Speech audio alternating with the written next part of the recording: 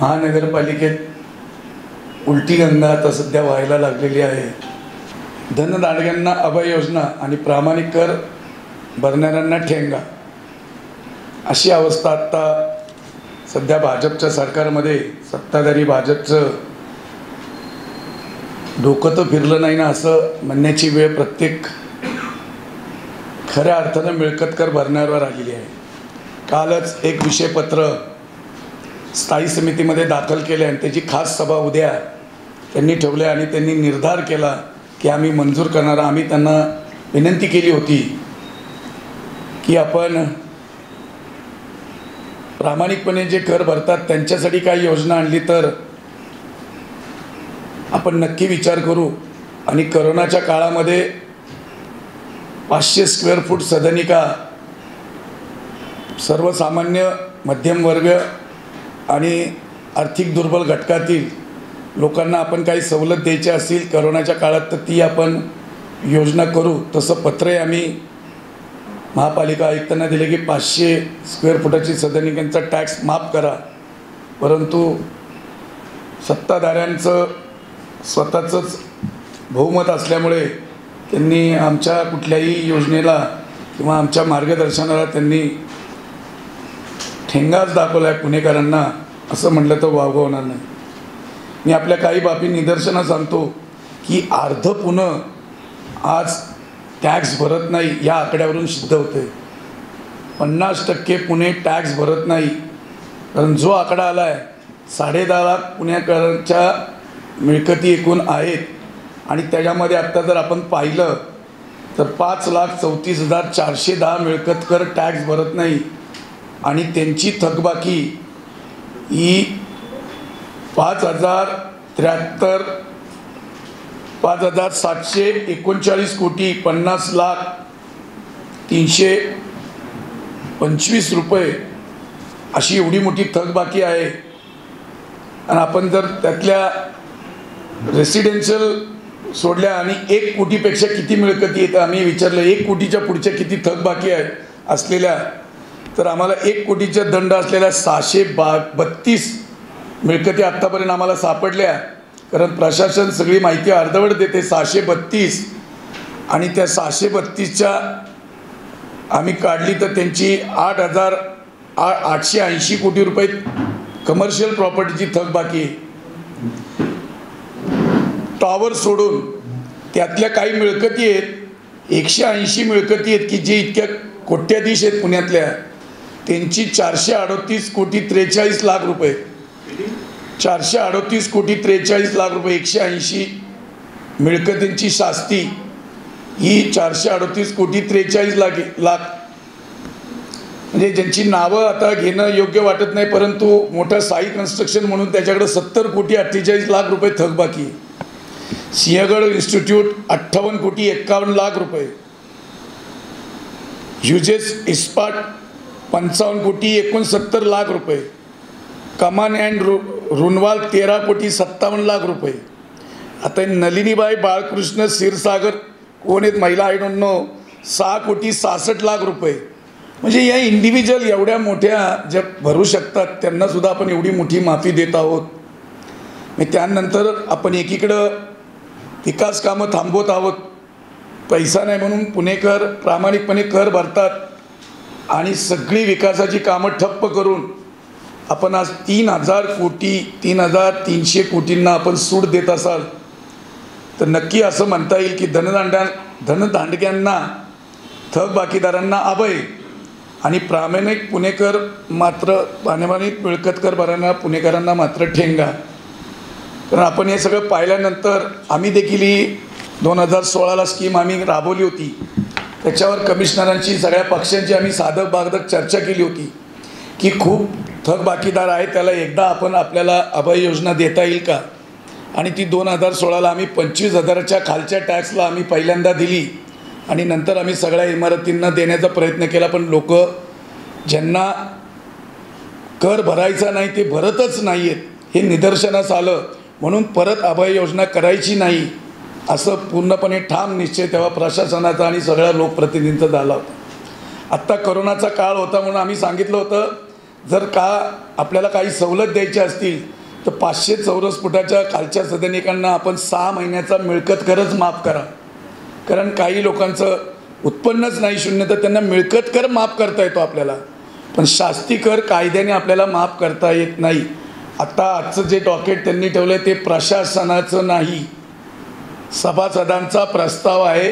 त्याच्यावर आम्ही प्रशासनाची चर्चा केली. प्रशासन म्हणलं आम्ही अनुकूल नाही, कारण आम्ही मागच्या वेळेला धोरण केलं होतं, आम्ही कुठल्याही प्रकारे धोरण परत हे राबवणार नाही. आम्ही त्यांना उपाययोजना दिल्या. कसं, त्याच्यापेक्षा धक्कादायक बातमी अजून आहे की 4 ते 4.5 लाख मिळकतींची असेसमेंटच झालेली नाही. ही असेसमेंट करण्यासाठी आम्ही रेव्हेन्यू कमिटी काढली, त्याचाही बोजबारा ओढून टाकला. की असेसमेंटसाठी GIS मॅपिंग केलं आम्ही, तेही बंद पाडलं. वन टाईम टॅक्स करा म्हणलं आम्ही, एकदाच टॅक्स घ्या, 15 वर्षाचा एक कालावधी टाका, एकदाच टॅक्स घ्या. त्याच्यामुळं आपल्याला मिळकत कर प्रामाणिकपणे मिळेल आणि ते FD ठेवलं तर आपल्याला त्या व्याजावर महानगरपालिका चालू शकते आणि 600-750 आपल्या स्टाफचा पगार वाचू शकतो.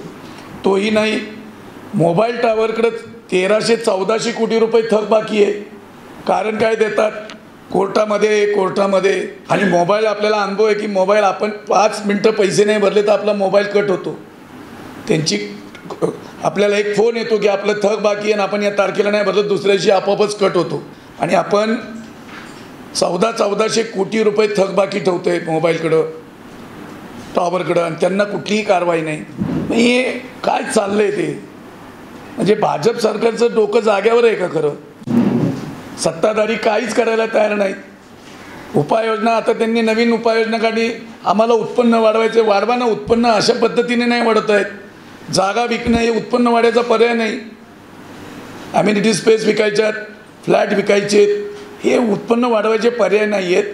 उत्पन्न वाढण्यासाठी आम्ही ठोस 5 पर्याय दिलेले आहेत, त्या पर्यायांचा आपण वापर करा. आम्ही 5% आम्ही टुरिझम टॅक्स लावा म्हटलं, जे येतात टुरिझम आपल्याकडं. करोनाच्या काळामध्ये आपण एक आरोग्य हेल्थ केअर टॅक्स लोक द्यायला तयार आहेत, प्रामाणिक लोक. पण हे बुडवे, हे जे कर बुडवणारे आहेत, यांना सवलत का वारंवार द्यायची? उद्या जर सगळ्या पुण्यानी ठरवलं की आम्ही अभय योजना यासारखी येतेच आहे, आम्ही टॅक्सच भरणार नाही, आज 50% लोक टॅक्स भरत नाही, म्हणजे अधिकारी काय करतात, प्रशासन काय करतं? यासाठी मागच्या गव्हर्नमेंटकडून आम्ही कायदा करून आणला होता की जर 90% मिळकत कर वसूल केली नाही तर आयुक्तांच्या CR मध्ये त्याची नोंद होणार आहे. त्या GRचा देखील अपमान करतोय आपण. तो कायदा केला त्याचा देखील अपमान झाला आहे. म्हणजे आयुक्तांना देखील विनंती राहील की आपण अशा पद्धतीने कुठलीही सवलत देण्यापेक्षा ह्या लोकांची नावं डिक्लेअर करा, यांच्याकडे पैसे मागा, यांची वर्तमानपत्रामध्ये आपण नावं द्या सगळ्यांची, आणि कमर्शियलचा आपण पहिला टॅक्स वसूल करा. मग रेसिडेन्शियलमध्ये आपण क्रायटेरिया ठरवा की किती टक्के लोकांना कशा पद्धतीचे आर्थिक दुर्बल घटक आपण असेल, मध्यमवर्गीय असेल, त्यांना किती टक्के माफ करायची. आज 80% माफ करण्यापेक्षा आपल्याला त्या लोकांशी चर्चा करून करता येईल. कुठलीही गोष्ट फक्त मतदानावर होत नाही. महानगरपालिका डब गायला आली आहे, 0 विकास कामं आहेत. एकही 4 वर्षामध्ये विकास काम नाही, एकही नुसत्या घोषणाबाजी आहे. मग फक्त हे आत्ता पण घोषणा आहे का? एखादी प्रॉपर्टी आपण खरेदी विक्री करतो तेव्हा NOC लागती, ती टॅक्स NOC घ्या.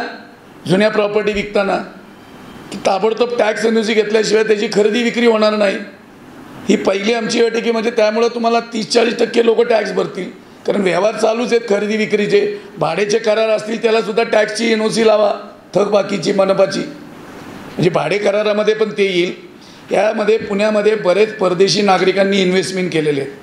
ते तिकडं बसून भाडं घेतात, तिकडं त्यांचं डे टू डे भाडं जाते. राज्यातले लोक कितीतरी भाड्यांचे इथं इन्व्हेस्टमेंट करून ठेवले आहेत, पण त्यांना टॅक्स भरायला नाही. आणि पुणे शहराच्या विकासाला खीळ घालण्याचं काम येते जे टॅक्स भरत नसतील तर. त्यांना पुण्याबद्दल काहीच नाही आहे, वास्तू इथं आहे, राहायला परदेशात आहेत. मग अशी लोक आपण त्यांना मिळकत करामध्ये सवलत देणं योग्य आहे का? हे आमचं पहिलं म्हणणं आहे. दुसरं आमचं म्हणणं आहे की ज्यांना GIS मॅपिंग आम्ही सांगितलं आहे की GIS मॅपिंगने आपण सॅटेलाईटद्वारे आपल्याला कळेल कुठली थकबाकी आहे. त्याला एक कोड नंबर दिला आहे, त्याचं टेंडर काढून केलं, त्याला 3 वर्ष झाले, तो पळून गेला, तसंच पडले. आपण 17ला आल्यानंतर त्याची जबाबदारी आपली होती. GS मॅपिंग आम्ही केलं चालू. तिसरं आमचं म्हणणं आहे की जे लोकांनी ॲसेसमेंटच केले नाहीत अशा प्रॉपर्ट्या काढण्यासाठी आम्ही 7,000 सेवक आरोग्याचे आमच्याकडे डे टू डे आपल्या सगळ्यांच्या घरी येतात. तुम्ही टॅक्स भरता का नाही भरत एवढंच विचारायचं, नाव लिहायचे. 8 दिवसात आपल्याला त्या असेसमेंट होतील प्रॉपर्टीच्या. पण त्यासाठी देखील नवीन माणसं घ्यायची 400, त्यांना उगाच पगार घालवायचा. 7,000 माणसं रोज आरोग्याची आपल्या दारात आहेत. त्यांनी काही विचारायचं नाही. आपण एक डिक्लेअर करायचं, वर्तमानपत्रामध्ये जाहीर प्रकटन द्यायचं, आमच्या आरोग्य अधिकारी आपल्याकडे येईल, आमचा सेवक येईल, त्याला टॅक्सची आपली झेरॉक्स कॉपी द्या. इतकं सोपं काम असताना त्यांना ते करायचंच नाही आहे. मग 4.5 लाख मिळकतीचं आम्हाला किती उत्पन्न होईल विचार करा तुम्ही.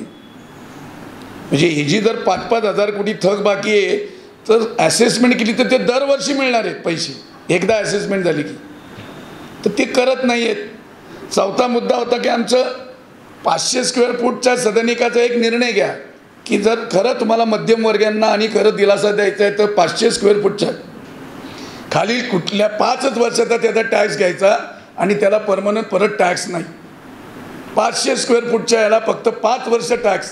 जी आकारणी आत्ता झाली त्यांनी एकदा भरू द्या, एकदम भरू द्या, नाही तर त्यांनी वर्षांनी 2 हप्त्यात भरू द्या, तर त्याला परत टॅक्स नाही. हा खरा दिलासा होईल. आणि पुणे शहरामध्ये कुठेही म्हणजे अशा प्रकारचं जे काही याच्यामध्ये चाललं आहे, ब्लॅक अँड व्हाईट हे नाही आहे पेपर, काय गोडबंगाल चालले आहे, कशासाठी कमर्शियल लोकांना हे सवलती देतात, कशासाठी एवढी मोठी 3,500 कोटीची महानगरपालिकेची आर्थिक परिस्थिती डबघाईला आल्या असताना त्याला सवलत देण्याचं काम चाललं आहे. याचा कुठेतरी पुणेकर नक्की यांना जाब विचारतील, यात शंका नाही. आणि 5वं वन टाईम टॅक्स एकदाच सगळ्या पुणेकरांना खरेदी करताना जसं मोटर व्हेकल ॲक्टमध्ये बदल झालेला आहे की तुम्हाला एकदाच मोटर व्हेकल ॲक्टमध्ये टॅक्स लागतो आणि परत मोटर व्हेकलला जायला लागत नाही आणि तुम्हाला RTOचा टॅक्स भरायला लागत नाही. तसं तुम्ही हाऊसिंगला करू शकता. एकदा टॅक्स भरा, परत तुम्हाला आयुष्यभर टू बी डिमॉलिश, जोपर्यंत ही प्रॉपर्टी डिमॉलिश होत नाही तोपर्यंत परत मिळकत कर आकारणी नाही. आणि हे पैसे तुम्ही बँकेत ठेवा. त्याचं व्याजावर पुणे महानगरपालिकेचं कारभार पूर्णपणे चालू शकतो आणि आत्ता मिळकत कराचं उत्पन्न त्याच्यापेक्षा जास्त मिळू शकतं. असे या 5 ठोस अंमलबजावणी केली तर तुम्हाला परत अभय योजना आणायची गरज लागणार नाही. कुठेही कोणाला तरी डोळ्यासमोर धरून ही योजना आणली जाते ते थांबलं जाईल. आणि माझी भारतीय जनता पार्टीला देखील पुणेकरांच्या वतीने विनंती राहील की आपण हे करत असताना कुठेतरी पुणेकर जे प्रामाणिकपणे टॅक्स भरतात, आपल्याला भरघोस मतांनी ज्यांनी निवडून दिले, मग सदाशिवपेठ, नारायणपेठ, गुरुवारपेठ, शुक्रवारपेठ, शनिवार अख्खे पुण्यातले लोक टॅक्स भरतात, त्यांना कधी टॅक्स भरणाऱ्यांना विश्वासघात करू नका आणि न भरणाऱ्यांना पाठीशी घालू नका.